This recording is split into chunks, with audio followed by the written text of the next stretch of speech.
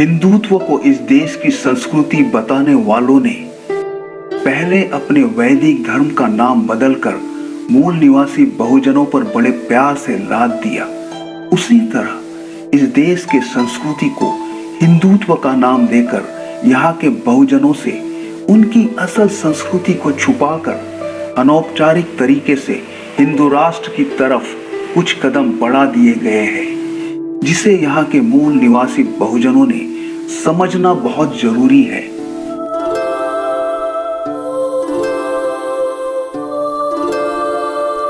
संस्कृति या अंग्रेजी में जिसे कल्चर कहा जाता है, इस शब्द की व्याख्या बहुत से विद्वानों ने की है, जिसका 2 लाइनों का सार है। यह उस प्रगत समाज की वास्तविक स्थिति है जो वहाँ की भाषा, भूगोल, इतिहास तथा अतीत में बदलती परिस्थितियों में से अच्छाइयों तथा रहन सहन के बल पर अपने लोगों के साथ दूसरे समाज को भी प्रभावित कर अपना सा बना लेने की शक्ति प्रदान करती है। हिंदुत्व को समझने से पहले हमें इस शब्द की उत्पत्ति को समझना होगा। यह शब्द कोई पुरातन नहीं है। मुसलमानों के पहले आक्रमण ईस्वी सन 712 तक इस शब्द को कोई इस देश में जानता भी नहीं था। वैदिक या ब्राह्मण धर्म के प्रभाव में आकर जब यहाँ का समाज विभिन्न वर्णों और जातियों में विभक्त हुआ और आक्रमणकारी जब इस भूमि में आकर यहाँ के टूटे फूटे समाज पर लगातार विजयी होते गए, उसी कड़ी में मुसलमान आक्रमणकारी जो अंत में यहाँ के शासक बने, उन्होंने अपने से कमजोर यहाँ के समाज को उनके फारसी शब्द हिंदू से संबोधित करना शुरू किया। ताकतवर मुसलमान शासक लगातार सत्ता में बने रहने से और यहाँ के कमजोर लोगों को उनकी कमजोरियत की याद दिलाने के लिए हिंदुस्तानी कहकर पुकारने लगे। हिंदू यह किसी भी भारतीय भाषा का शब्द नहीं है। वैदिक धर्मावलंबी जिनका तब यहाँ के बहुतांश समाज पर प्रभाव था, उन्होंने हिंदू शब्द का विरोध तो तब नहीं किया, उलट बड़े सहजता से स्वीकार किया और यहाँ के लोगों पर भी थोप दिया। वैसे भी उनके वैदिक परंपरा या मूल ब्राह्मण धर्म का तब तक ना ही कोई प्रचलित नाम था, ना ही उगम स्थान का पता था। वैदिक लोग जैसे पहले कर्मकांडी थे, वे आज भी वैसे ही हैं और हमेशा प्रयत्नशील रहे हैं कि उनके बुद्धि और प्रभाव से ही सारा कुछ इस देश में तय होता रहे।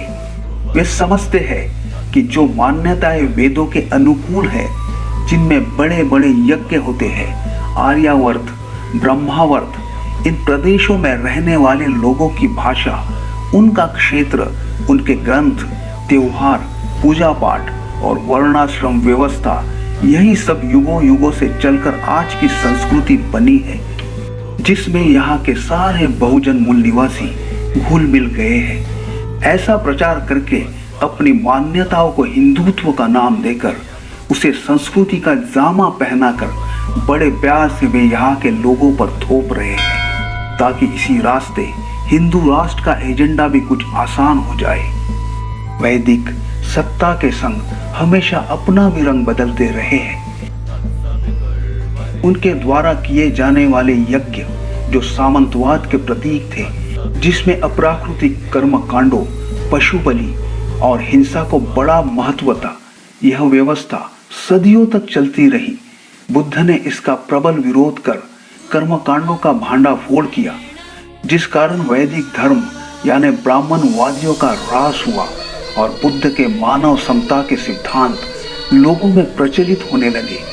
अंतिम क्षत्रिय शासक नंदों के बाद मौर्य युग का उदय हुआ, जिसके प्रतापी सम्राट अशोक ने पशु बलि और हिंसा पर प्रतिबंध लगाकर मानवीय बुद्ध धम्म को अपनी प्रजा और शासन व्यवस्था की आधारशिला बनाया। ये बातें वैदिक धर्मकांडों में घोड़ों और गायों की आहुति देने वाले पुरोहितों को स्वीकार्य नहीं थी। अतः मौर्य वंश के अंतिम सम्राट बृहद्रथ की ब्राह्मण सेनापति पुष्पमित्र शुंग ने हत्या कर दी और फिर उसने ब्राह्मणवादी व्यवस्था को फलने फूलने से लेकर प्रजा पर लादने तक तथा बुद्ध के विचारों को समाप्त करने को ही अपना लक्ष्य बना लिया। मनुस्मृति उसी काल की रचना है जिसके आधार पर शूद्रों के लिए विकास के सारे द्वार बंद कर दिए गए और शिक्षा, धन, धरती रखना उनके लिए दंडनीय हो गया। इतना ही नहीं, पुष्पमित्र शुंग ने एक बौद्ध भिक्षु के सिर के लिए राजकीय कोष से 100 स्वर्ण मुद्राओं का इनाम तक रखा और ब्राह्मणों के हाथों में सदा व्यवस्था के सूत्र बनाए रखने के लिए वैदिक ग्रंथों की रचना की गई तथा अध्यात्म के नाम पर धर्म द्वारा शूद्रों के दोहरे शोषण की नींव रखी गई। उन्होंने विषाक्त रचनाओं की उत्पत्ति कर उसे ईश्वर द्वारा लिखे जाने को बताकर महिमा मंडित किया और उसी आधार पर बहुजनों में ही ऊंच नीच की खाइयां खोद दी ताकि वे कभी एकत्रित होकर फिर से क्रांति ना कर सके। उसके बाद भी हर्षवर्धन से लेकर पाल वंशीय राजाओं तक बौद्धों का संघर्ष चलता रहा, मगर जब अंतिम बार विदेशी मुसलमानों का आक्रमण हुआ तब ब्राह्मणवादी तत्वों ने ही उनसे मिलकर बौद्धों को या तो मुसलमान बनने के लिए या अति शूद्रों सा जीवन जीने के लिए विवश किया और यही से इतिहास के दूसरे रूप की शुरुआत हुई। मगर इतिहास का पहला रूप इससे बहुत भिन्न था। आज से 2500 वर्ष पहले भगवान बुद्ध इस भूमि पर आए। लोगों ने उनसे कहा, आप देवता है। बुद्ध ने कहा, नहीं, मैं देवता नहीं हूं, क्योंकि देवता भोगी होता है, विलासी होता है। मैं मनुष्य हूं और देवताओं से श्रेष्ठ मनुष्य हूं और केवल मैं ही नहीं, सारी मनुष्य जाति देवताओं से श्रेष्ठ है। इस प्रकार पहली बार पृथ्वी पर ऐसा मनुष्य आया जिसने मनुष्य की महानता स्वीकार की। भगवान बुद्ध ने ईश्वर, आत्मा, शास्त्र आदि को अस्वीकार करके ब्राह्मणवादी व्यवस्था ने बनाए आसमानी रहस्य को तिलांजलि दी और झूठी आस्था और विश्वास को दरकिनार कर सत्य न्याय निर्णय का मार्ग खोल दिया। बुद्ध ने कहा, जीवन का लक्ष्य ईश्वरी कृपा से स्वर्ग नरक में जाना नहीं है। संसार का अच्छा बुरा होना मनुष्य पर आधारित है। संसार को अच्छा बनाने के लिए भोगवादियों का कर्म कांड नहीं बल्कि त्याग चाहिए। देव भोग परायण है, उसके मुकाबले मनुष्य कर्म परायण है, इसलिए मनुष्य श्रेष्ठ है। युद्ध धर्म नहीं हो सकता, वह विवस्ता है। करुणा मैत्री ही धम्म का अंग है, बाकी विकृति है। जातियों और कर्म कांडों से लोगों के अधिकार सीमित कर दिए गए हैं। बुद्ध ने इस सब को तोड़ा। जहाँ गाय धन का प्रतीक थी, उसी के इर्द गिर्द वैदिकों की व्यवस्था भोगवादी गो ब्राह्मण हिताय थी। उसके विरुद्ध बुद्ध ने बहुजन हिताय, बहुजन सुखाय की व्यवस्था को आगे बढ़ाया। इसी संस्कृति के प्रचार के लिए महान सम्राट अशोक ने बौद्ध भिक्षुओं को सारी दुनिया में भेजकर इस देश की पहचान दुनिया को कराई, जिसके प्रभाव में आकर कई लोगों ने अपने देश को बुद्ध धम्म में परिवर्तित किया।